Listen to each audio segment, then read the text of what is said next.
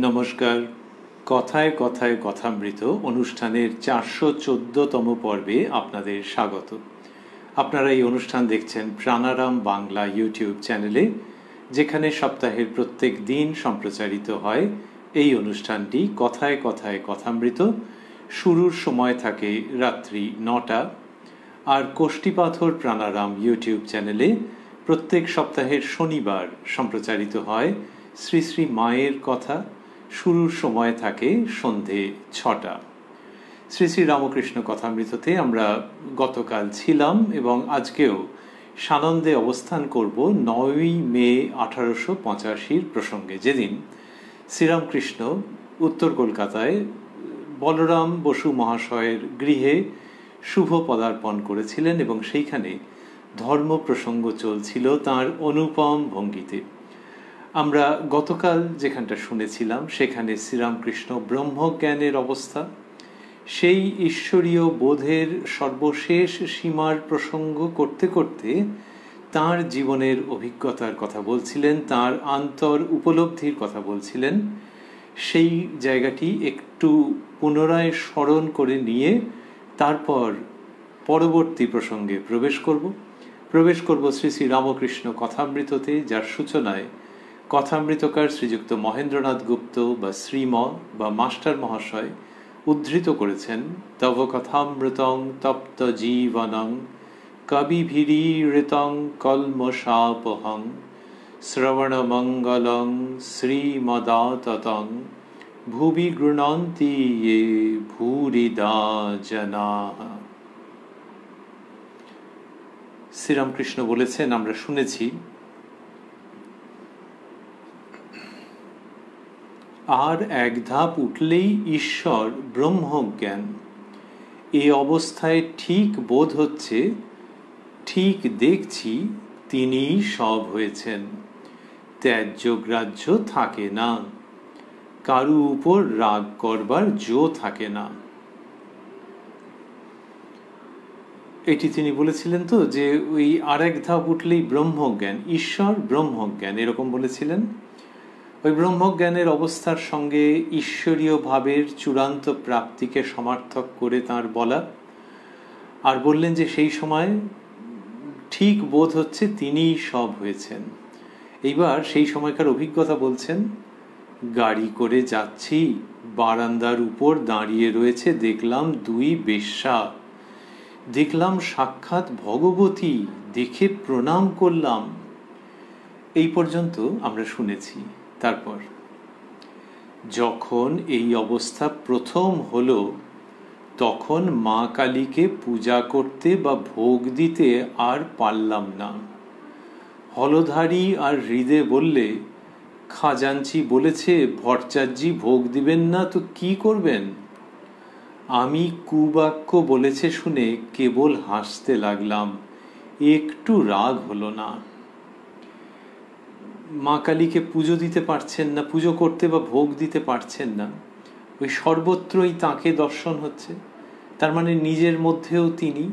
সেই জন্যে ওই পুজোর যে অবস্থা, একটা দ্বৈত বোধ থাকলে তবে তো পুজো, সেই দ্বৈত বোধ অন্তর্হিত সেই রকম যে আনন্দপূর্ণ অবস্থা, তখন পুজোর যেন আর প্রয়োজন থাকছে না, পুজোর প্রাসঙ্গিকতাকে অনুভব করা যাচ্ছে না।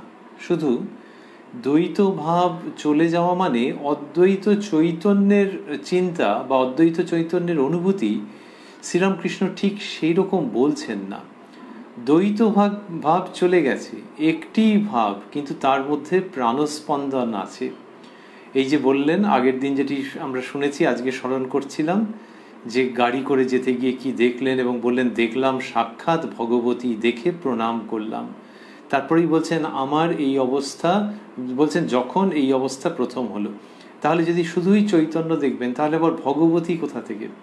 তার মানে এটি এমন একটি অবস্থা যেটিকে শ্রীরামকৃষ্ণ আভাসে ইঙ্গিতে ব্যক্ত করেছেন, যে সেই চৈতন্যময় চারিদিক, কিন্তু তার মধ্যে এমন একটি সত্তা যার সঙ্গে বিনিময় করা যায়। এটি বাক্য মনাতীত। সেই জন্যই বাক্য মন সংগ্রাম করে সেই অবস্থাকে, স্ট্রাগল করে সেই অবস্থাকে প্রকাশ করবার জন্য। শ্রীরামকৃষ্ণ আভাসে ইঙ্গিতে বোঝাচ্ছেন যে সেই সর্বব্যাপী তিনি, তবে তার সঙ্গে বিনিময় করা যায়, তাকে ভালোবাসা যায়, তাকে প্রণাম করা যায়। তার সঙ্গে কালীকে পূজা করতে বা ভোগ দিতে আর পারলাম না। যে মা কালীকে সর্বত্র দেখছেন, নিজের মধ্যে দেখছেন, তবে হ্যাঁ ওই মা কালী। তখন হলধারী দাদা আর হৃদয়রাম তার ভাগ্নে, তারা বলেছেন যে খাজাঞ্চি বলছে ভট্টাচার্যি ভোগ দিবেন না তো কি করবেন? আমি কুবাক্য বলেছে শুনে কেবল হাসতে লাগলাম, একটু রাগ হলো না।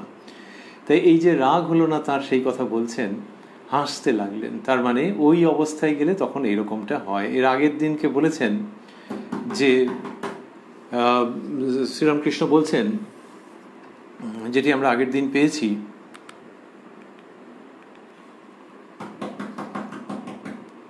তিনি বলছেন যে গাড়ি করে যাচ্ছি, বারান্দার উপর দাঁড়িয়ে রয়েছে দেখলাম, এরকম বলছেন। তা সেটি বলেছেন। আমরা এই প্রসঙ্গের মধ্যে আসব।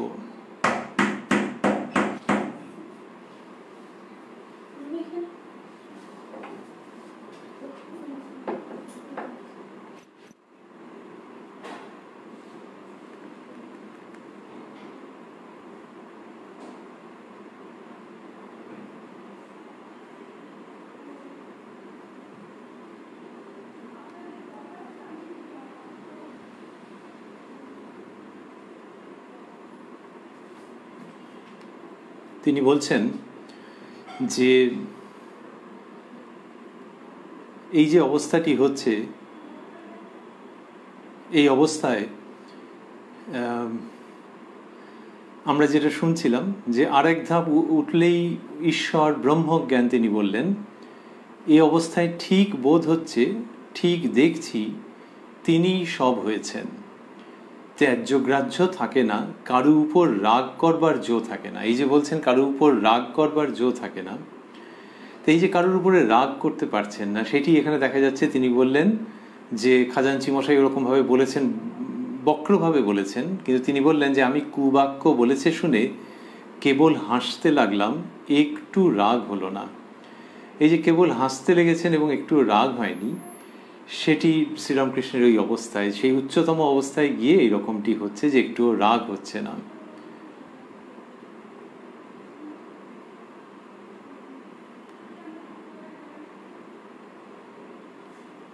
এবার এই যে রাগ হচ্ছে না, এটি তিনি অন্যত্র এরকম বলেছেন। যেমন সাপ এবং ব্রহ্মচারীর গল্প যেখানে বলেছেন, সেখানে বলেছেন যে ব্রহ্মচারী সাপকে বলে দিয়েছিলেন, মন্ত্র দিয়েছিলেন। এবারে তারপরে কি হয়েছে সেটি শ্রীরামকৃষ্ণ বলেছিলেন যে সেই সাপ মন্ত্রের সাধন করে এবং ব্রহ্মচারী বললেন যে সে রাখালেরা তারা সাপকে আছাড় মেরে ফেলে দিয়েছিল, কিন্তু ব্রহ্মচারী যখন আবার ওইখানে এসে উপস্থিত হয়েছিলেন তখন সেই সাপটাকে বলছেন যে তোর এরকম অবস্থা হয়েছে কেন, মৃতপ্রায় অবস্থা তার। তখন সে বলছে যে আগে আমি তো এখন আর কারোর উপরে হিংসা করি না, এই ফলমূল পাতা এইসব খেয়ে থাকি। সেখানে শ্রীরামকৃষ্ণ গল্পের মধ্যে বলছেন যে রাখালেরা যে তার উপরে এরকম হিংসে করেছিল, তার উপরে অত্যাচার করেছিল, সেটা আর তার মনেই নেই। সত্যগুণ হয়েছে কিনা, তাই কারুর উপর ক্রোধ নাই, এটা শ্রীরামকৃষ্ণ বলছেন। তো এই যে সত্যগুণ হলে ক্রোধ থাকছে না, সেটি এখানে তিনি যেন পুনরায় বলছেন তার নিজের জীবনের নিরিখে, যে কুবাক্য বলেছে শুনে কেবল হাসতে লাগলাম, একটু রাগ হলো না। এই কথা শ্রীরামকৃষ্ণ বলছেন।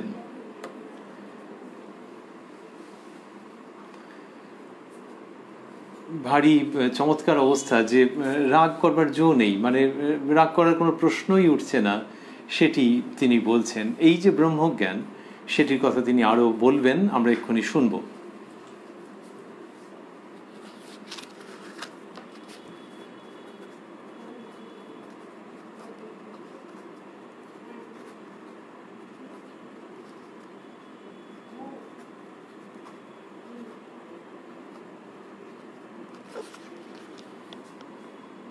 তিনি বলছেন এই ব্রহ্মজ্ঞান লাভ করে তারপর লীলা আস্বাদন করে বেড়াও।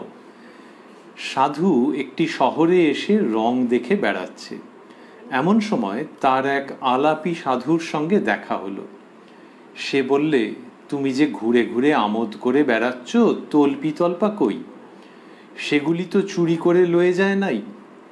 প্রথম সাধু বললে, না মহারাজ, আগে বাসা পাকড়ে গাঁটরি ওটরি ঠিকঠাক করে ঘরে রেখে তালা লাগিয়ে তবে শহরের রং দেখে বেড়াচ্ছি, এরকম বলছেন। আর সকলে হেসে ফেলছেন। মাস্টারমশাই লিখেছেন সকলের হাস্য। এইরকম সব অদ্ভুত ঘটনা ঘটছে। তা বলছেন যে ওই ওই অবস্থায় যখন পৌঁছচ্ছেন, বাসা পাকড়ে নেওয়া, তা সাধু সে শহরের রং দেখে বেড়াচ্ছে। তা আলাপি সাধুর সঙ্গে দেখা হলো। সে বলে, তুমি যে ঘুরে ঘুরে প্রমোদ করে বেড়াচ্ছ, তল্পি তল্পা কই? সেগুলি তো চুরি করে লয়ে যায় নাই। তা সে বলছে যে, তিনি বলছেন প্রথম সাধু যে, না মহারাজ, আগে বাসা পাকড়ে গাঁটরি ওটরি ঠিকঠাক করে ঘরে রেখে তালা লাগিয়ে তবে শহরের রং দেখে বেড়াচ্ছি। অর্থাৎ কোনো ভয় নেই, এই যে শহরের রং দেখে বেড়াচ্ছেন।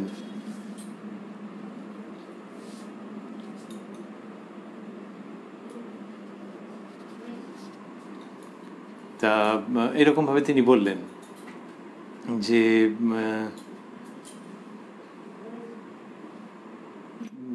এই ঘটনা ঘটছে। তা তাহলে ওই যে চুরি টুরি হয়ে যায়নি তো? না, তার মানে নিশ্চিন্ত অবস্থায় এরকম রং দেখে বেড়াচ্ছেন শহরের। তা যদি তা না হতো, যে যদি বাসা পাকড়ে গাঁটরি উকড়ি ঠিকঠাক করে ঘরে রেখে না আসা থাকতো, তাহলে চুরি হয়ে যেত।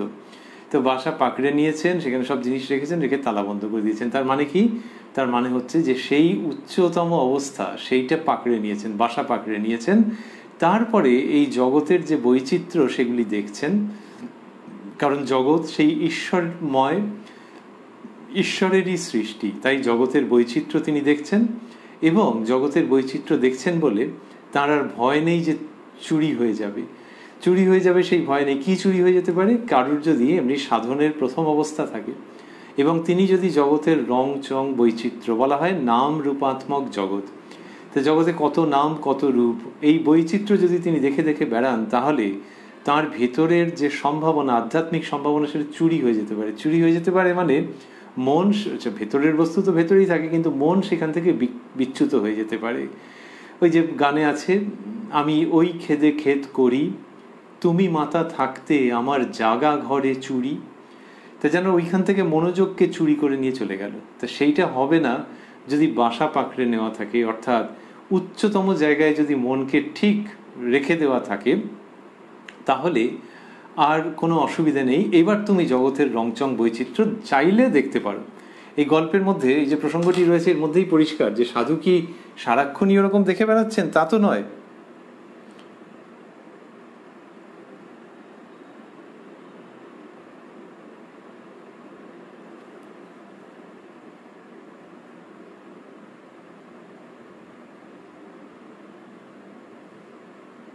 সাধু যে সারাক্ষণই দেখে বেড়াচ্ছেন তা নয়।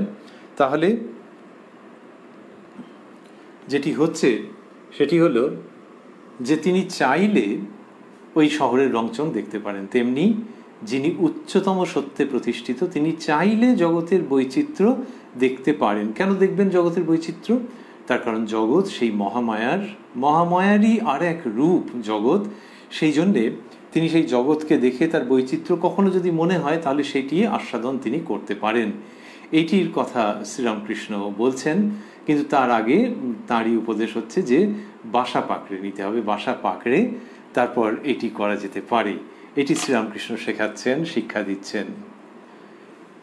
যখন বলছেন তিনি তো এরকমভাবে কথায় কথায় অমৃত কথা বর্ষণ করছেন, যারা শুনছেন তারা অবাক হয়ে যাচ্ছেন যে কি উচ্চ স্তরের কথা ইনি এই রকম সাবলীল ভঙ্গিতে বলে যাচ্ছেন। সেদিন উপস্থিত ছিলেন শ্রীযুক্ত ভবনাথ চট্টোপাধ্যায়, যিনি শ্রীযুক্ত নরেন্দ্রনাথের বন্ধু।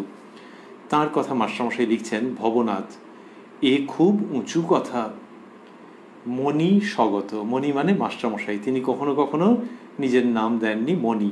তো লিখছেন মণি স্বগত, মানে নিজের মনে মনে বলছেন, ব্রহ্মজ্ঞানের পর লীলা আস্বাদন, সমাধির পর নিচে নামা। এগুলি শ্রীরামকৃষ্ণের কাছে শুনেছেন তিনি, সেই জন্য মনে মনে বলছেন যে ব্রহ্মজ্ঞানের পর লীলা আস্বাদন, সমাধির পর নিচে নামা। শ্রীরামকৃষ্ণ বলতেন, মাস্টারমশাই লিখেছেন, লিপিবদ্ধ করেছেন কত জায়গায়, অনুলোম বিলোম। যে এই লীলা থেকে নিত্যে গিয়ে উপনীত হওয়া সেটি অনুলোম, আবার নিত্য থেকে লীলায় নেমে আসা সেটি বিলোম।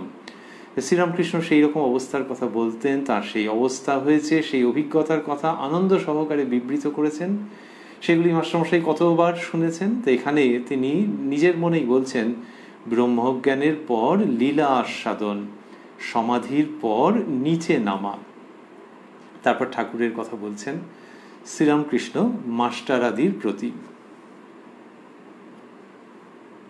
ব্রহ্মজ্ঞান কি সহজে হয় গা, মনের নাশ না হলে হয় না। গুরু শিষ্যকে বলেছিল, তুমি আমায় মন দাও, আমি তোমায় জ্ঞান দিচ্ছি। ন্যাংটা বলতো, আরে মন বিলাতে নাহি। তো মাস্টারমশাই প্রমুখকে শ্রীরামকৃষ্ণ বলছেন যে ব্রহ্মজ্ঞান কি সহজে হয় গা, মনের নাশ না হলে হয় না। তাই মনের নাশ হলে তবে ব্রহ্মজ্ঞান। মনকে বলা হচ্ছে আমাদের সনাতন দৃষ্টিতে, এবং সেটি অত্যন্ত বিজ্ঞানসম্মত, যে মন হচ্ছে জড় বস্তু, অর্থাৎ জড় পদার্থের গুণের দ্বারা মন পরিচালিত হয়। তো জড় তাহলে আর কি রয়েছে, আর হচ্ছে সূক্ষ্ম পদার্থ আছে, কিন্তু মন হচ্ছে পুরোপুরি জড়ের, দেহ মন জড়ের অধীন বা জড় দ্বারা নির্মিত। তা সেই জন্যে এই মনের নাশ, যে জড় পদার্থের যে গুণ সেটিকে অতিক্রম করে যাওয়া গেলে সেই ইন্দ্রিয়াতীত সত্যে উপনীত হওয়া যাবে। মনের নাশ না হলে হয় না। গুরু শিষ্যকে বলেছিল, তুমি আমায় মন দাও, আমি তোমায় জ্ঞান দিচ্ছি। তাই মন দাও মানে do away with the mind staff, যে সেটির কথা ছেড়ে দাও, তাহলে তখন আমি তোমায় জ্ঞান দিচ্ছি, যে তবেই তোমার মধ্যে জ্ঞান উন্মেষ হবে। আর নিজের অদ্বৈত সাধনার যিনি গুরু শ্রীমৎ তোতাপুরীজির কথা শ্রীরামকৃষ্ণ বলছেন যে ন্যাংটা বলতো, আরে মন বিলাতে নাহি, যে মনকে বিলিয়ে দিতে নেই, মানে বিলিয়ে দিতে নেই মানে বিক্ষিপ্ত হতে দিতে নেই। মন বিক্ষিপ্ত হয়ে যাচ্ছে মানেই তুমি মনের অধীনে, মন এখানে ওখানে সেখানে যাচ্ছে এবং সেইখান থেকে তোমাকে ডাকছে, কোনো জায়গায় ডাকছে, কোনো জায়গা থেকে চলে যেতে বলছে। তাহলে মন কোনো জায়গায় আনন্দের সঙ্গে কোনো দিকে ধাবিত হচ্ছে আর কোনো দিক থেকে বিকর্ষিত হয়ে চলে যাচ্ছে। এগুলো হচ্ছে ওই বিষয়ের সঙ্গে যোগের জন্য হচ্ছে। তার মানেই হলো যে মন বিভিন্ন বস্তুতে রয়েছে, বিভিন্ন বস্তুর দিকে যাচ্ছে, মনকে এত রকমভাবে বিলিয়ে দিও না। বললেন যে আরে মন বিলাতে নাহি, শ্রীরামকৃষ্ণ সেটি উল্লেখ করলেন। তারপর বলছেন, এই অবস্থায় কেবল হরি কথা ভালো লাগে আর ভক্ত সঙ্গ। ওই রকম যে শুধু ঈশ্বরীয় কথা আর ভক্ত সঙ্গ, যখন এইরকম অবস্থা হচ্ছে। কোন অবস্থা? ওই বাসা পাকড়ে নিয়ে তারপর রং চং দেখে বেড়ানো। তা বললেন যে সেই রকম অবস্থাতে কেবল হরিকথা ভালো লাগে আর ঈশ্বর আর ভক্ত সঙ্গ। হরিকথা মানে ঈশ্বরীয় প্রসঙ্গ, তাহলে ঈশ্বরীয় প্রসঙ্গ আর ভক্ত সঙ্গ। আর একেবারে যখন মন সেইখানে লীন হয়ে যাচ্ছে তখন আর এইসবও ভালো লাগে না, সেটা শ্রীরামকৃষ্ণ আগে বলেছেন। তো তার মানে দাঁড়ালো কোনটি, যে আসছে ঘুরে ফিরে যে প্রসঙ্গটি, সেটি হচ্ছে যে যখন ওই ঈশ্বরের মন নামছে, মানে লীলায় যখন মন নামছে, তখন ওই পর্যন্ত যে ঈশ্বরীয় কথা আর ভক্ত সঙ্গ।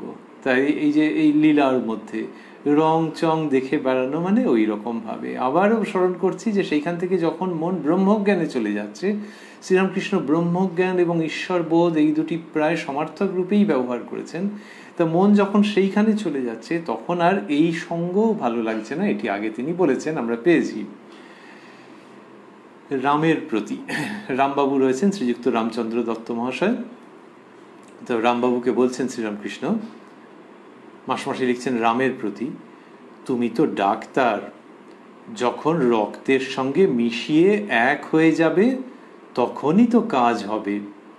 তেমনি এ অবস্থায় অন্তরে বাহিরে ঈশ্বর, সে দেখবে তিনি দেহ মন প্রাণ আত্মা। তো রামবাবুকে বললেন যে একেবারে মিলেমিশে যাবে, মিলেমিশে যাবে। ডাক্তারকে বলছেন, এটার মানেটা কি? মাস্টারমশাই একটু বাদেই অবাক হয়ে একটা উক্তি করবেন, একটু বাদেই আমরা পাবো। শ্রীরামকৃষ্ণ বললেন, তুমি তো ডাক্তার, যখন রক্তের সঙ্গে, উনি বলছেন রক্তের সঙ্গে যখন মিশে যাবে তখনই তো কাজ হবে। তাহলে খাদ্যদ্রব্য যখন গ্রহণ করা হচ্ছে, মানুষ যখন গ্রহণ করছে, তখন সেখান থেকে যে উপযোগী যে রাসায়নিক পদার্থ সেগুলি যখন রক্তের সঙ্গে মিশে যাচ্ছে, রক্তে গৃহীত হচ্ছে যথার্থ রূপে, তখনই শরীরের পুষ্টি বর্ধন করছে। তো শ্রীরামকৃষ্ণ বলছেন যে তেমনি এই অবস্থায় অন্তরে বাহিরে ঈশ্বর, সে দেখবে তিনি দেহ মন প্রাণ আত্মা। এই যে দেহ মন প্রাণ, তো এর মধ্যে কোনোটি জড় আবার কোনোটি জড় নয়, কিন্তু সমস্ত কিছুই তিনি, এটা তখন দেখতে পাবে যখন ওটা একবার নিজের সত্তার সঙ্গে অঙ্গীভূত হয়ে যাবে। এখানে শ্রীরামকৃষ্ণ যখন বললেন রক্তের সঙ্গে মিশিয়ে এক হয়ে যাবে, মাস্টারমশাই লিখছেন মনি স্বগত অ্যাসিমিলেশন। এই সব কারণে না তিনি মাস্টার নামটি দেননি বলেই মনে হয়, যে মাস্টারমশাই নিজের অনেক পড়া ছিল, তো তিনি এই জীববিজ্ঞানের যে শব্দটি সেটিকে বলছেন biological term, technical term assimilation, Bangla করা হয়েছে পরিপাক। তো এই অ্যাসিমিলেশন সেটির কথা যে শ্রীরামকৃষ্ণ বলছেন, মাস্টারমশাই অবাক হয়ে যাচ্ছেন যে আচ্ছা, ওইভাবে তিনি বলছেন যে রক্তে মিশে যাওয়া। আমরা এখনকার দিনে অনেক সময় এই সব প্রসঙ্গ শুনে শিখে বলি যে ব্লাডে মিশে যাওয়া, এটা ব্লাডের মধ্যে আছে, তার মানে necessarily assimilation. And Sri Ramakrishna was talking in 1885 about matters necessarily spiritual. That's Sri Ramakrishna, who was illiterate by the normal sense of the term. তো সেই তিনি যখন বলছেন, তখন মাস্টারমশাই অবাক হয়ে যাচ্ছেন যে আচ্ছা, অ্যাসিমিলেশনের ধারণাটিকে কি সুন্দরভাবে তিনি ব্যবহার করে এটি বোঝাচ্ছেন যে রক্তে মিশে যাবে। আবার রামচন্দ্রবাবুকে বললেন যে তুমি তো ডাক্তার, তো এই অ্যাসিমিলেশন নিয়ে কি শ্রীরামকৃষ্ণ কোনো বক্তৃতা শুনেছেন নাকি? খুবই কম সম্ভাবনা, বক্তৃতার কথা তো ছেড়েই দেওয়া যাক, খুবই কম সম্ভাবনা আছে যে কিছু ডাক্তার বা বিজ্ঞানের ছাত্র তার সামনে এইগুলো নিয়ে আলোচনা করছিল। কিন্তু এই রক্তে মিশে যাওয়া, যেটা বায়োলজিক্যালি ভেরি ওয়েল নোন, সেটা যে শ্রীরামকৃষ্ণ বলছেন, এর জন্য সন্ধান করে বেড়ানোর মনে হয় দরকার নেই যে তিনি কার কাছে শুনেছেন, কার কাছে শুনেছেন। He just doesn't need that. তাহলে বলছেন কিভাবে? ওই যে তিনি বলতেন যে মা রাস ঠেলে দেন, তো যেখানে যেরকমভাবে বলবার দরকার, তাহলে এটা তার স্বকীয়তা এবং মায়ের উক্তি, ওই দুটোর মধ্যে তো পার্থক্য নেই। তো রামবাবুর রয়েছেন, সেই রামবাবুকে তিনি নির্দেশ করে রামবাবুকে প্রসঙ্গের মধ্যে টেনে এনে বলছেন তুমি তো ডাক্তার, বলে রক্তে মিশে যাওয়ার প্রসঙ্গটিকে কি সুন্দর করে বলছেন। আমরা আবার শুনবো, তুমি তো ডাক্তার, যখন রক্তের সঙ্গে মিশিয়ে এক হয়ে যাবে তখনই তো কাজ হবে। তেমনি এ অবস্থায় অন্তরে বাহিরে ঈশ্বর, সে দেখবে তিনি দেহ মন প্রাণ আত্মা। মনি স্বগত অ্যাসিমিলেশন। তারপর আবার ঠাকুর বলছেন, মাস্টারমশাই লিখছেন, শ্রীরামকৃষ্ণ ব্রহ্মজ্ঞানের অবস্থা মনের নাশ হলেই হয়। মনের নাশ হলেই অহং নাশ, যেটা আমি আমি করছে। এটি ভক্তি পথেও হয়, আবার জ্ঞান পথে অর্থাৎ বিচার পথেও হয়। নেতি নেতি অর্থাৎ এসব মায়া স্বপ্নবৎ, এই বিচার জ্ঞানীরা করে। এই জগৎ নেতি নেতি মায়া। জগৎ যখন উড়ে গেল, বাকি রইল কতকগুলি জীব। আমি ঘট মধ্যে রয়েছে, আমি ঘট মধ্যে রয়েছে। এই আমি ঘট, এটির প্রসঙ্গ আসবে এক্ষুনি। তাই এটা বললেন যে ব্রহ্মজ্ঞানের অবস্থা, এবং সেটি মনের নাশ হলেই হচ্ছে, এবং মনের নাশ হলে কি হচ্ছে, যে অহং নাশ হচ্ছে, যেটা আমি আমি করছে। এবার বললেন যে ভক্তি পথে হয়, আবার জ্ঞান পথে হয়। সেই জ্ঞান পথের কথা বলছেন, এরপরেও বলবেন। এবং সেখানে নেতি নেতি নযুক্ত ইতি, যে এটি নয় এটি নয়, যে দেহ নয়, মন নয়, বুদ্ধি নয়, এইভাবে করে করে যখন বিচার অগ্রসর হচ্ছে, তখন কি হচ্ছে, যে সব মায়া স্বপ্নবৎ এই বিচার জ্ঞানী করছেন। এবং করতে করতে বললেন শ্রীরামকৃষ্ণ যে এই জগৎ নেতি নেতি মায়া। জগৎ যখন উড়ে গেল, বাকি রইল কতকগুলি জীব। আমি ঘট মধ্যে রয়েছে। তাহলে এই জগৎ উড়ে যাচ্ছে যখন, তখন কি হয়েছে, যে কতগুলি জীব, মানে সেই তাদের সম্পর্কে বোধটা মনের মধ্যে রয়েছে। জগতের বোধ আর মনের মধ্যে নেই, এই জীবেদের সম্পর্কে বোধটা রয়েছে। এটা শ্রীরামকৃষ্ণ বলছেন। এইবার জীবের সম্পর্কে যে বোধ, সেটা কিরকম, তার স্বরূপ বলছেন, মনে করো 10টা জলপূর্ণ ঘট রয়েছে, তার মধ্যে সূর্যের প্রতিবিম্ব হয়েছে। কটা সূর্য দেখা যাচ্ছে?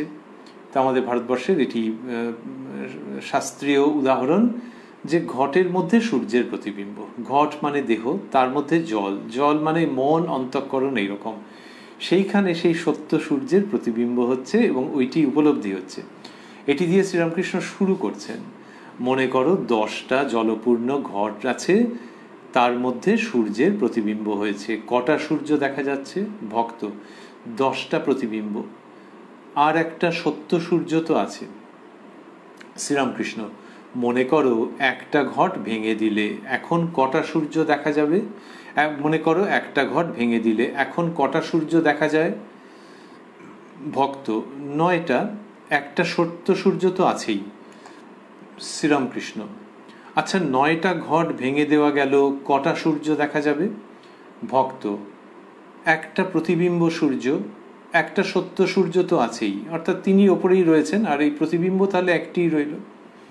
শ্রীরামকৃষ্ণ গিরিশের প্রতি, গিরিশবাবু তো খুব বুদ্ধিমান বিচক্ষণ মানুষ, শাস্ত্র পড়েছেন বই কি, তাকে জিজ্ঞাসা করছেন শ্রীরামকৃষ্ণ গিরিশের প্রতি, শেষ ঘট ভাঙলে কি থাকে?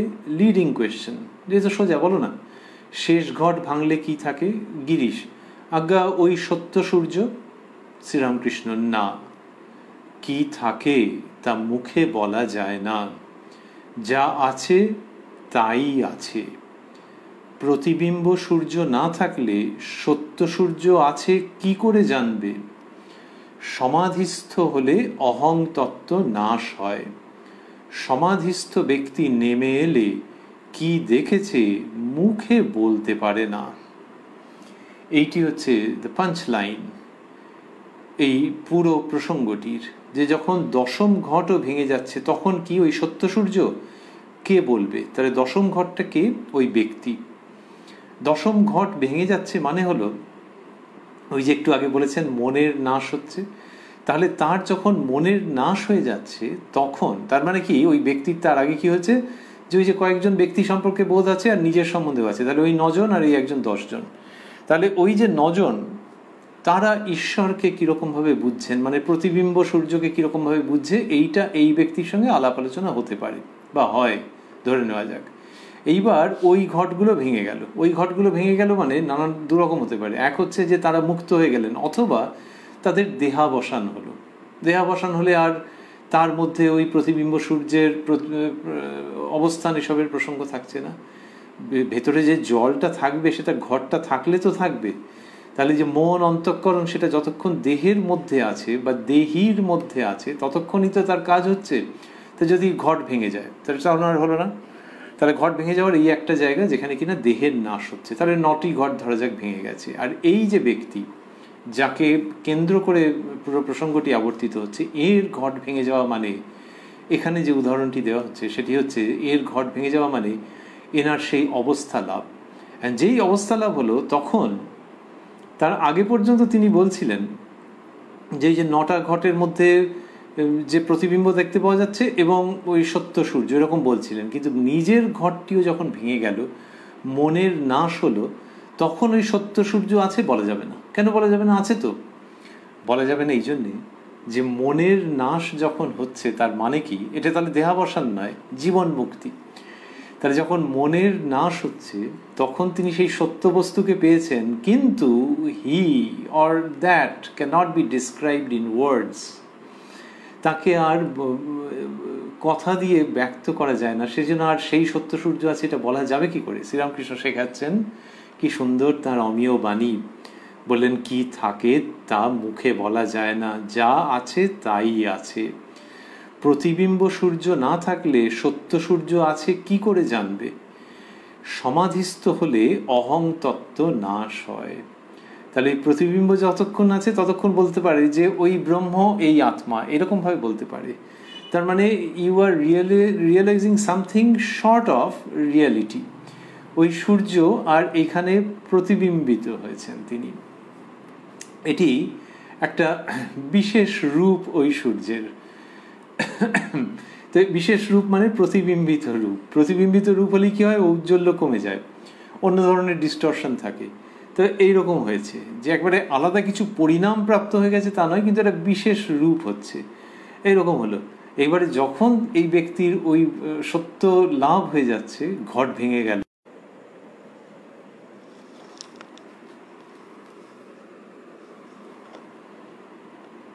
যখন এই ব্যক্তির মন অন্তঃকরণ বলে আর কিছু রইল না, তখন কি হলো?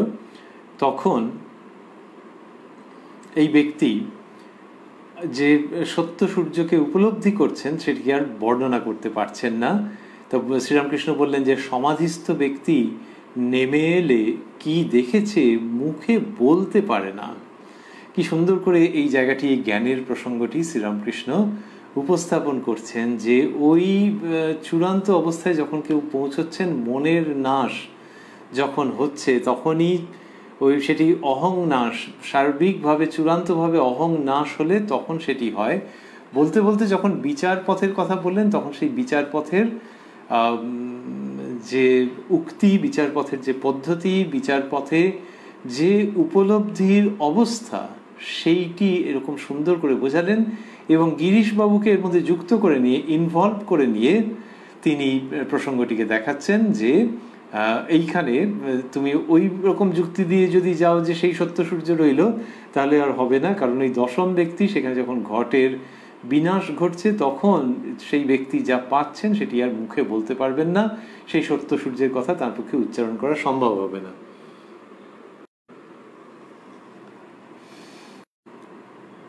অনেকক্ষণ মাস্টারমশাই লিখলেন, অনেকক্ষণ সন্ধ্যা হইয়া গিয়াছে। এদিকে একটু যান্ত্রিক ত্রুটি ছিল। অনেকক্ষণ সন্ধ্যা হইয়া গিয়াছে, বলরামের বৈঠকখানায় দীপালোক জ্বলিতেছে। ঠাকুর শ্রীরামকৃষ্ণ এখনো ভাবস্থ, ভক্তজন পরিবৃত হইয়া আছেন। এরকম হলো, সন্ধ্যা হয়ে গেছে। তো ঠাকুর শ্রীরামকৃষ্ণ এরকম অবস্থায় রয়েছেন, বলরামের বৈঠকখানায় দীপালোক জ্বলিতেছে, দীপের আলো জ্বলছে। আর কি হয়েছে? ঠাকুর শ্রীরামকৃষ্ণ এখনো ভাবস্থ রয়েছেন, ভক্তজন পরিবৃত হয়ে আছেন। এইবার একটি উক্তি তিনি করছেন যেটি অনন্য, অসাধারণ, আশীর্বাদে ভরপুর।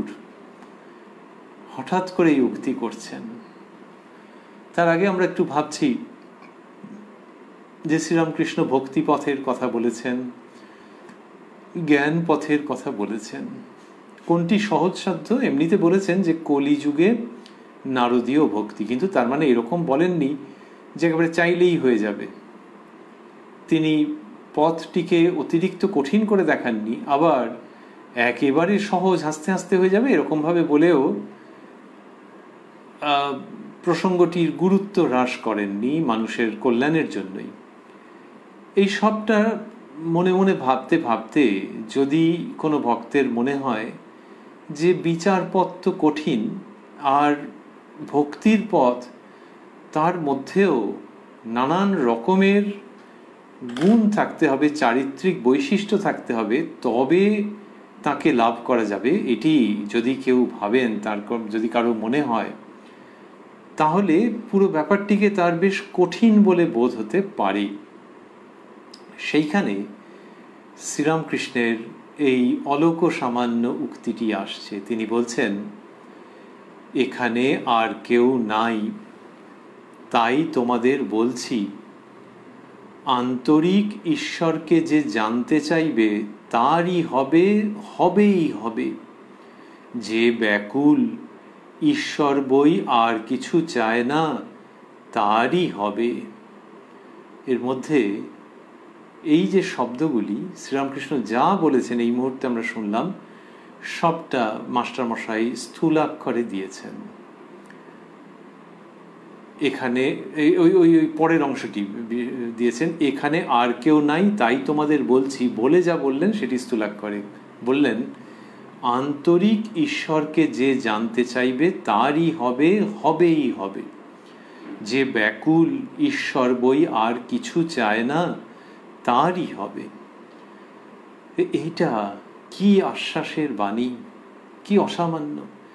যে আন্তরিক ঈশ্বরকে যে জানতে চাইবে তারই হবেই হবে, যে কিনা আন্তরিকভাবে জানতে চাইবে, অর্থাৎ তার মধ্যে কোনো ফাঁকি থাকবে না। ফাঁকি কিভাবে হতে পারে? মানুষ কিছু দেনা পাওনার থেকে করতে পারে, যে ঈশ্বরের প্রসঙ্গে সে আছে, মনের মধ্যে কিছু চাহিদা আছে মানুষের, তো এটা লক্ষণ সাধারণভাবে বা সীমাবদ্ধতা, কিন্তু সেটা হলে দেরি হয় যতক্ষণ না মন শুদ্ধ হচ্ছে। কিন্তু যে আন্তরিক চাইবে তার হবেই হবে। এর মানে হলো যে একজনের যদি লেখাপড়া বেশি না থাকে, খুব বেশি শাস্ত্রজ্ঞান না থাকে, তা শাস্ত্রজ্ঞান থাকলে হবে না নাকি? তা নয়। কিন্তু যদি শাস্ত্রজ্ঞান নাও থাকে কিন্তু আন্তরিকভাবে ঈশ্বরকে চায়, তাহলে শ্রীরামকৃষ্ণ বলছেন যে হবেই হবে। এই যে আন্তরিকভাবে চাওয়া, যে অন্য কোনো উদ্দেশ্য এর মধ্যে মিশ্রিত হয়ে নেই, সেটা শ্রীরামকৃষ্ণ দেখাচ্ছেন। যে যদি কোনো উদ্দেশ্য এর মধ্যে মিশ্রিত হয়ে না থাকে, তাহলে তার অবশ্যই হবে। এইটা আন্তরিক ঈশ্বরকে যে জানতে চাইবে তারই হবেই হবে।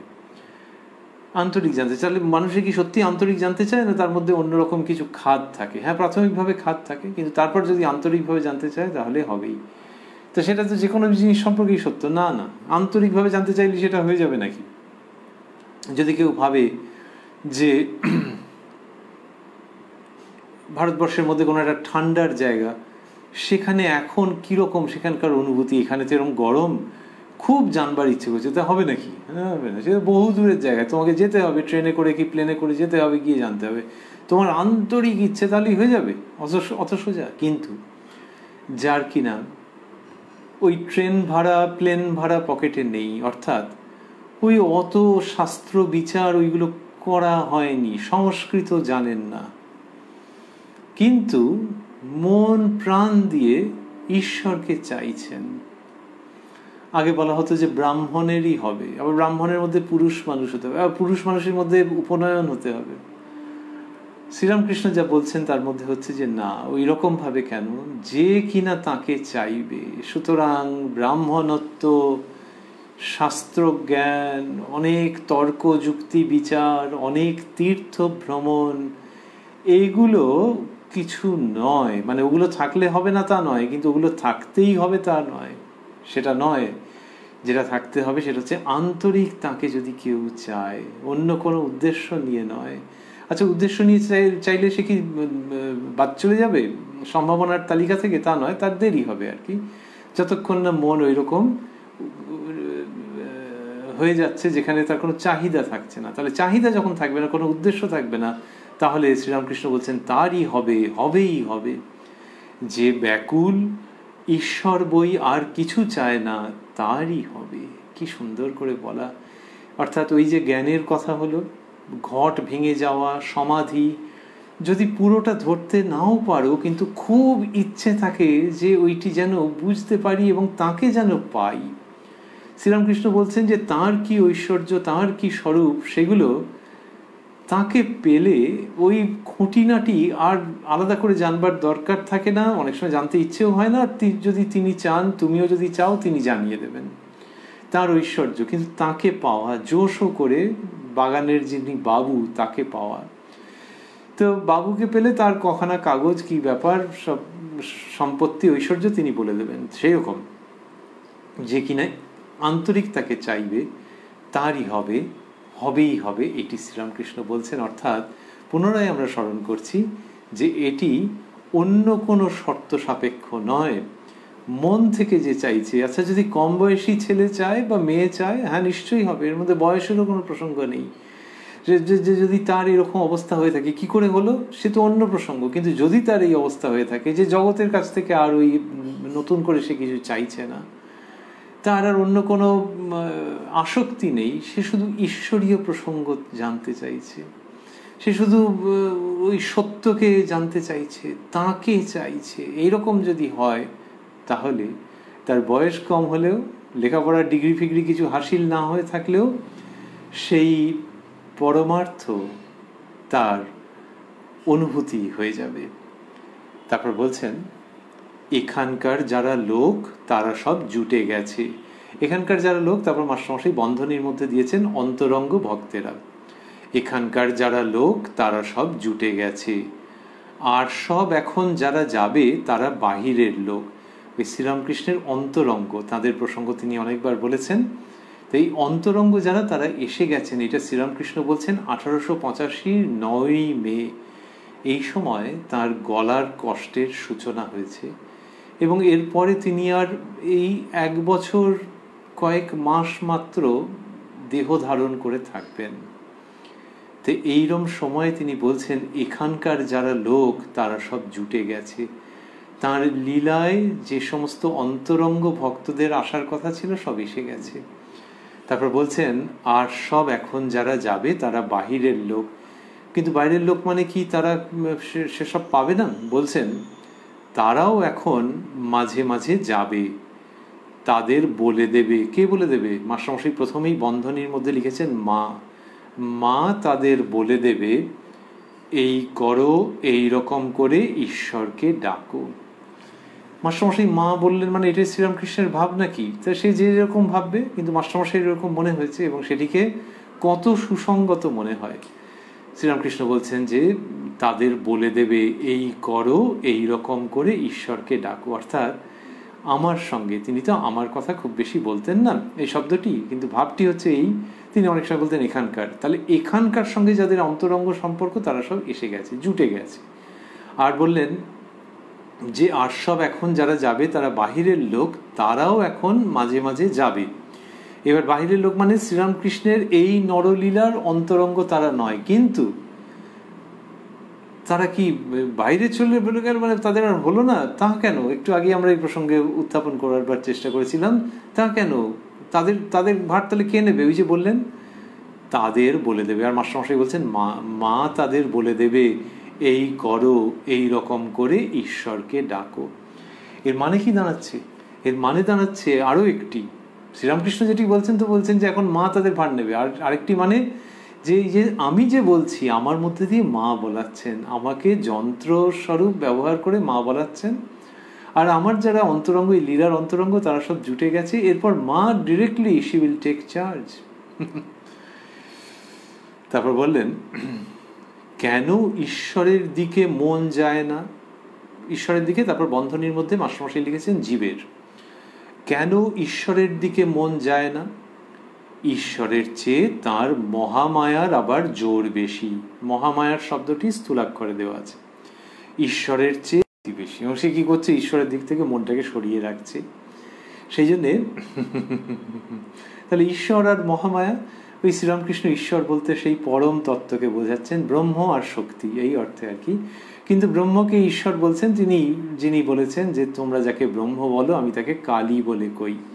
তাহলে ব্রহ্ম এবং তার শক্তি, আদ্যা শক্তি, সেই আর বলছেন যে আমরা আদ্যা শক্তির অন্ডারে, এরকম অন্যত্র বলেছেন যে যতক্ষণ এই জীব জগতের মধ্যে রয়েছে, অহং রয়েছে, ততক্ষণ সেই তাঁরই অধীনে।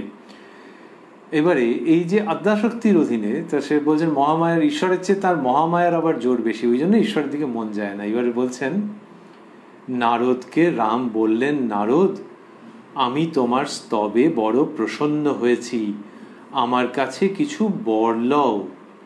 নারদ বললেন রাম তোমার পাদপদ্মে যেন আমার শুদ্ধা ভক্তি হয়, আর যেন তোমার ভুবনমোহিনী মায়ায় মুগ্ধ না হই। রাম বললেন তথাস্তু, আর কিছু বর লও। নারদ বললেন রাম আর কিছু বর চাই না। তা বললেন যে রামচন্দ্র যখন নারদ মুনিকে বর দিতে চাইছেন, তখন তিনি বলছেন যে রাম তোমার পাদপদ্মে যেন আমার শুদ্ধা ভক্তি হয়, আর যেন তোমার ভুবনমোহিনী মায়ায় মুগ্ধ না হই। তো রামচন্দ্র তাও বললেন যে ঠিক আছে তাই হবে, তথাস্তু, আর কিছু বর লও। নারদ বললেন রাম আর কিছু বর চাই না। তো এই যে তোমার পাদপদ্মে যেন আমার শুদ্ধা ভক্তি হয়, যে রামচন্দ্রের পাদপদ্মে যেন শুদ্ধা ভক্তি হয়, এটি নারদ ঋষি চাইছেন। আর বলছেন তোমার ভুবনমোহিনী মায়ায় মুগ্ধ না হই। তার মানে যে রাম যদি, তাকে যদি সচ্চিদানন্দ বলা হয়, তাহলে তার ভুবনমোহিনী মায়া, ওই মহামায়া, সেই মহামায়া সমস্ত জগৎকে মোহগ্রস্ত করে রেখেছেন। নারদের যেন বক্তব্য যে আমি কি যুক্তি বিচার তর্ক বৈরাগ্যের দ্বারা তাকে অতিক্রম করে যাব, এটা তুমিই পারো। তাই আর যেন তোমার ভুবন মোহিনী মায়ায় মুগ্ধ না হই, এটি রামচন্দ্রের কাছেই প্রার্থনা করছেন। ভুবন মোহিনী মায়া, তার স্বরূপ আবার বলছেন শ্রীরামকৃষ্ণ, এই ভুবন মোহিনী মায়ায় সকলে মুগ্ধ। ঈশ্বর দেহ ধারণ করেছেন, তিনিও মুগ্ধ হন। রাম সীতার জন্য কেঁদে কেঁদে বেরিয়েছিলেন, পঞ্চভূতের ফাঁদে ব্রহ্ম পড়ে কাঁদে। এই বাক্যটি স্থূলাক্ষরে দেওয়া আছে, পঞ্চভূতের ফাঁদে ব্রহ্ম পড়ে কাঁদে। তা বললেন যে এই ভুবন মোহিনী মায়ায় সকলে মুগ্ধ, তা সেই জন্য সকলকে তিনি মুগ্ধ করে রেখেছেন। তাই তার কাছে প্রার্থনা যে এই মায়া থেকে আমি উত্তীর্ণ হয়ে যাব, নিজের শক্তি সহায় এরকম নয়। হে রাম, তুমি এইটি করে দাও, এই বর দাও যেন তোমার ভুবনমোহিনী মায়ায় মুগ্ধ না হয়। তার মানে সেই ভুবনমোহিনী মায়াকে আমার কাছ থেকে প্রত্যাহার করে নাও হে রাম। আর বলছেন যে রামচন্দ্র যিনি ওই রকম ঈশ্বর দেহ ধারণ করেছেন, তিনিও মুগ্ধ হন। মুগ্ধ মানে মোহগ্রস্ত। তো রাম সীতার জন্য কেঁদে কেঁদে বেরিয়েছিলেন। এটা মোহ নাকি? মোহ মানে হচ্ছে ওইটাই আর কি, যে কাঁদবেন কেন, হোয়াট হ্যাভ ইউ লস্ট। তো সেইটি যে সবই তার মধ্যে, সেই বোধ থেকে বিচ্যুত হয়ে সাধারণ মানুষের মতো কাঁদছেন। তো রামচন্দ্রের ক্রন্দন তো বিখ্যাত, কাব্যের উপজীব্য, কিন্তু ওই সচ্চিদানন্দ তিনি আবার কাঁদছেন। হ্যাঁ, এরকমই হয়। এবং বলছেন পঞ্চভূতের ফাঁদে, you have got trapped, so come out of this trap. তো পঞ্চভূতের ফাঁদে ব্রহ্ম পড়ে কাঁদে। ব্রহ্ম মানে ওই রামচন্দ্র, এক্ষেত্রে সেটি বলা হচ্ছে। কিন্তু রামচন্দ্রের কাছে তাহলে প্রার্থনা করা হচ্ছে কেন? যেখানে সচ্চিদানন্দ স্বরূপ তিনি, সেই তার কাছে এইভাবে প্রার্থনা করা হচ্ছে। তো সেই তিনিই তো সচ্চিদানন্দ, তার কাছে নারদ প্রার্থনা করছেন, সেই কথাটি রয়েছে। তারপর শ্রীরামকৃষ্ণ বলছেন, তবে একটি কথা আছে, ঈশ্বর মনে করলেই মুক্ত হন। ওই যে রামচন্দ্রের প্রসঙ্গ এসছে, ওইটিকে সাম আপ করছেন, র্যাপ করছেন এই প্রসঙ্গটিকে, কি বলে, যে ওই যে অবতার যখন তিনি ইচ্ছে করলেই মুক্ত হন, তাহলে তিনি সীতার জন্য ক্রন্দন করছেন, কিন্তু তিনি স্বয়ং সচ্চিদানন্দ ঈশ্বর, তিনি মুক্ত মনে করলে এখান থেকে মুক্ত হতে পারেন। তার মানে এটা হচ্ছে খুবই ব্যতিক্রমী জায়গার কথা, ঈশ্বরের নরলীলার প্রসঙ্গ। কিন্তু দুটো দিকই থেকে যাচ্ছে, যে দেখো কেঁদেও ফেললেন তিনি, আবার সেই তিনি যে সচ্চিদানন্দ, তাঁর কাছেই নারদ প্রার্থনা করছেন মোহমুক্তির জন্য।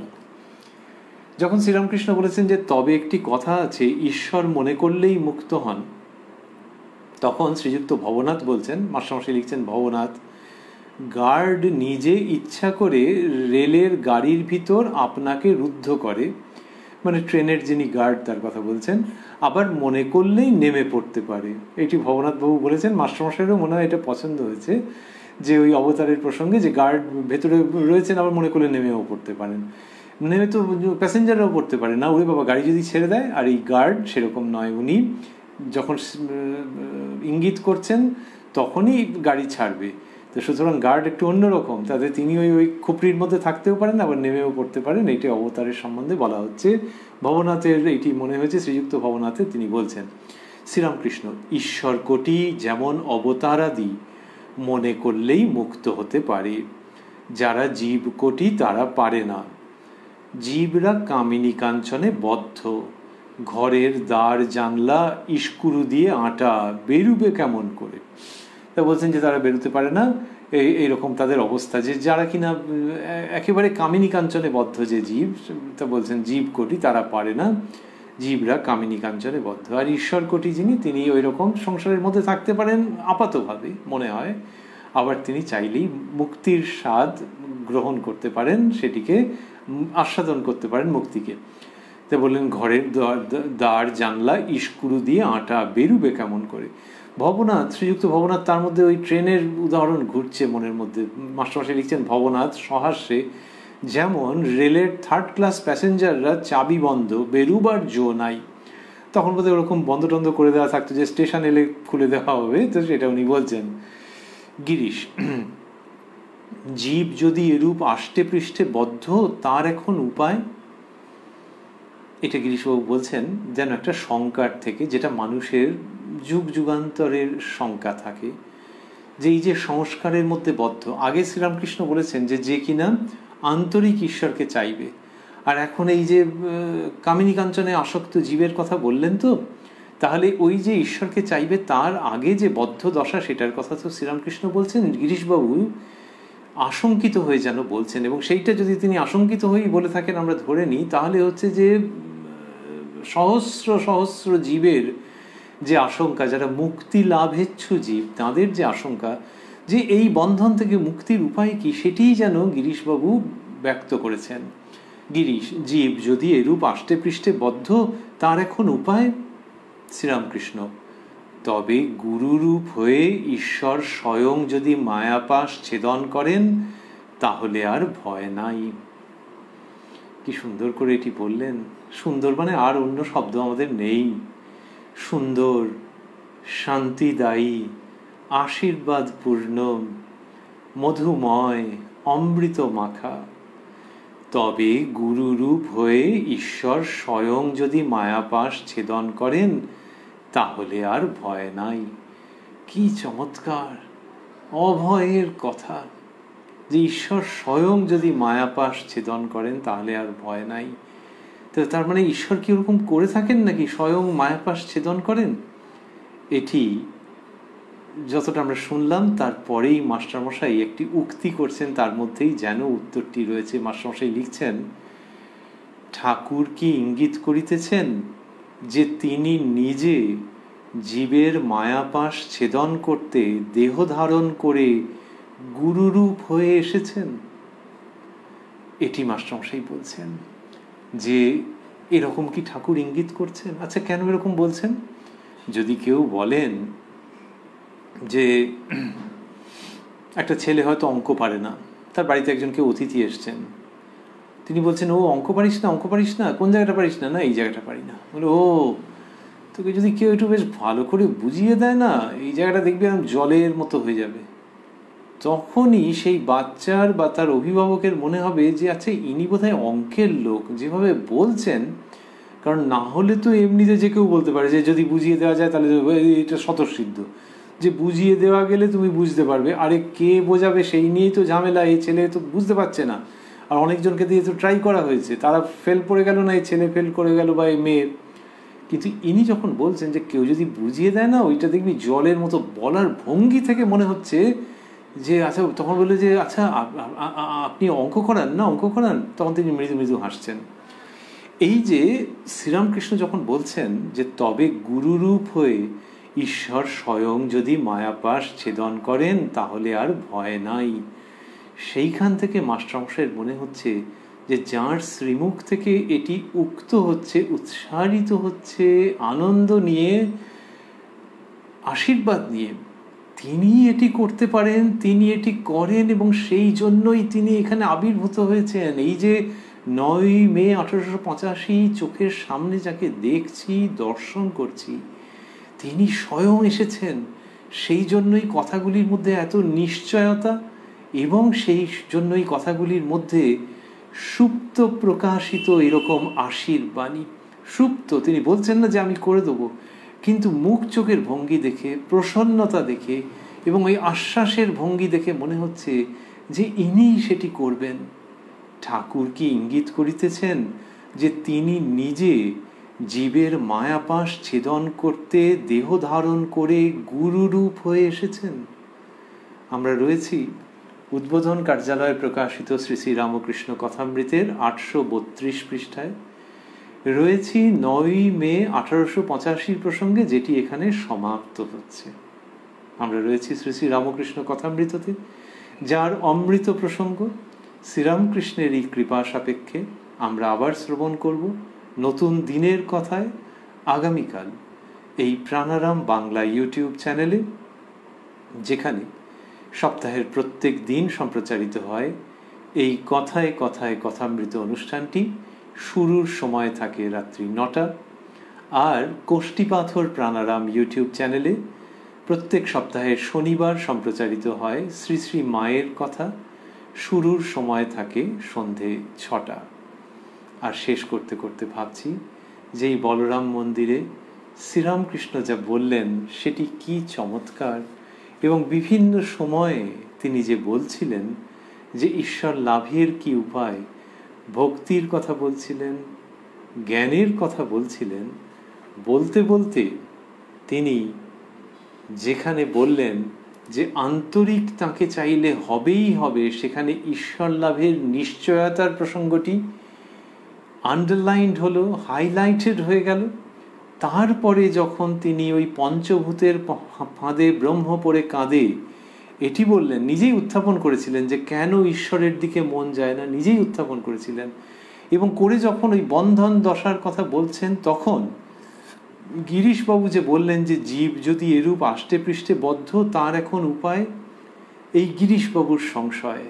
থ্যাঙ্কস টু গিরিশবাবু, রেসপেক্ট টু গিরিশবাবু, যে তিনি এই প্রসঙ্গটা করেছেন, এটা এরকমভাবে জিজ্ঞাসা করেছেন। কি সুন্দর! এই যে গিরিশবাবু, তাকে আমাদের প্রণতি একাধিক কারণে। ওই যে আমরা বলছিলাম 1886 প্রসঙ্গ, শ্রীরামকৃষ্ণের অন্তলীলার প্রসঙ্গ, এই তারিখ, যে তারিখের মধ্যে আমরা রয়েছি, তার মাস 6 বাদেই শ্রীরামকৃষ্ণ বললেন গিরিশবাবুকে যে বলি তুমি এই যে বলে বেড়াও, তা কি দেখেছো, কি বুঝেছো? তিনি নতজানু হয়ে বললেন যে ব্যাস বাল্মীকি যাঁর ইয়ত্তা করতে পারেননি, আমি তার সম্বন্ধে আর অধিক কি বলবো। গিরিশবাবুই বলেছিলেন। সেই গিরিশবাবুই এখানে যেন বন্ধন কাতর মানবাত্মার হয়ে শ্রদ্ধার সঙ্গে অবনত মস্তকে শরণাগতের ভাবে এটি জিজ্ঞাসা করলেন যে জীব যদি এরূপ আষ্টে পৃষ্ঠে বদ্ধ, this is happening on 9th May 1885, তার এখন উপায়। এই প্রশ্নটি গিরিশবাবু করছেন। এই শ্রীরামকৃষ্ণ লীলার মধ্যে এইসব অদ্ভুত অদ্ভুত আছে। এক এক সময় মনে হয় যেন লীলা, তো লীলা মানে নাটক, অধ্যাত্ম নাট্য, তারই নাম তো লীলা। তো নাটকে কি হয়, স্ক্রিপ্টেড থাকে তো, পুরোটা লেখা থাকে, চিত্রনাট্য। গিরিশবাবু কত চিত্রনাট্য লিখেছেন, আরে কোথায় সেসব, তার প্রতি আমাদের শ্রদ্ধা, আমরা কতবার ভাবছি সেটি। কিন্তু এই রামকৃষ্ণ লীলার যে চিত্রনাট্য ঠাকুর শ্রীরামকৃষ্ণ স্বয়ং লিখেছেন, গিরিশবাবু তার কাছে একেবারে সাষ্টাঙ্গ প্রণাম করা ছাড়া জাস্ট কিছু করবার নেই। তো সেই শ্রীরামকৃষ্ণ যেভাবে লিখেছেন, তার মধ্যে গিরিশবাবুকেও তিনি পার্ট দিয়েছেন। তো গিরিশবাবুর একটা ভূমিকা আছে, এবং গিরিশবাবু যা বলছেন আমাদের ভাবতে ভালো লাগে যে সেটি শ্রীরামকৃষ্ণের দ্বারা নির্দিষ্ট উক্তি, নাটকীয় উক্তি। এখানে যে তিনি বলছেন জীব যদি এরূপ আষ্টে পৃষ্ঠে বদ্ধ, তার এখন উপায়, এই কথাগুলি তার মনের মধ্যে, তার কণ্ঠে, তার মুখে এনে দিচ্ছেন শ্রীরামকৃষ্ণ। তার লেখা পার্ট গিরিশবাবু অভিনয় করছেন। এই শ্রীরামকৃষ্ণ লীলায় তিনি ওটি জিজ্ঞাসা করছেন। শ্রীরামকৃষ্ণ সারদা যুগল লীলায়, মায়ের লীলায় কি করলেন, মাকে জিজ্ঞেস করলেন তুমি কিরকম মা? মা বললেন আমি সত্যকার জননী, গুরুপত্নী নয়, পাতানো মা নয়, কথার কথা মা নয়, সত্য জননী। এই যে বলছেন, সেখানেও গিরিশবাবু বলছেন তুমি কিরকম মা। এটা কি চট করে কেউ বলতে পারে নাকি? এরা ওকে দিয়ে বলাচ্ছেন। কি অপূর্ব অবস্থা। এখানে বললেন জীব যদি এরূপ আষ্টে পৃষ্ঠে বদ্ধ, তার এখন উপায়। গিরিশবাবু নিজের মতো জিজ্ঞেস করেছেন, তিনি যে আর খাতা থেকে জিজ্ঞেস করেননি। কিন্তু ওই আমাদের ভাবতে ভালো লাগছে যে শ্রীরামকৃষ্ণই তাকে দিয়ে বলাচ্ছেন। কেন বলাচ্ছেন? ওই অভয় আশীর্বাদ উচ্চারণ করবেন বলে, যেখানে নিজে সুপ্ত প্রকাশিত। তবে গুরুরূপ হয়ে ঈশ্বর স্বয়ং যদি মায়াপাশ ছেদন করেন, তাহলে আর ভয় নাই। মাস্টারমশাই লিখলেন, ঠাকুর কি ইঙ্গিত করিতেছেন যে তিনি নিজে জীবের মায়াপাশ ছেদন করতে দেহ ধারণ করে গুরুরূপ হয়ে এসেছেন। সেই গুরুরূপী শ্রীরামকৃষ্ণ, যিনি জীবের মায়াপাশ ছেদন করেন এবং সেইটির জন্যই অবতীর্ণ হয়েছেন, এবং যিনি বলছেন যে আর ভয় নাই। তাকে আমাদের ভক্তিপূর্ণ, আনন্দাপ্লুত, সাষ্টাঙ্গ শরণাগত প্রণতি সেটি নিবেদন করে ঠাকুর এবং মায়ের প্রতি আমাদের ওই অগাধ বিশ্বাস ভক্তি যাতে হয়, সেই প্রার্থনা পুনরায় তাদের শ্রীচরণে সমর্পণ করে আজকের অনুষ্ঠানের সমাপন। ওং নিরঞ্জনং নিত্যম অনন্ত রূপং ভক্তানুকম্পাধৃত বিগ্রহং বৈ ঈশাবতারং পরমেশমিড্যং तं रामकृष्णं शिरसा नमामः। जननीं शारदां देवीं रामकृष्णं जगद्गुरुं पादपद्मे तयो श्रित्वा प्रणमामि मुहुर्मुहुः।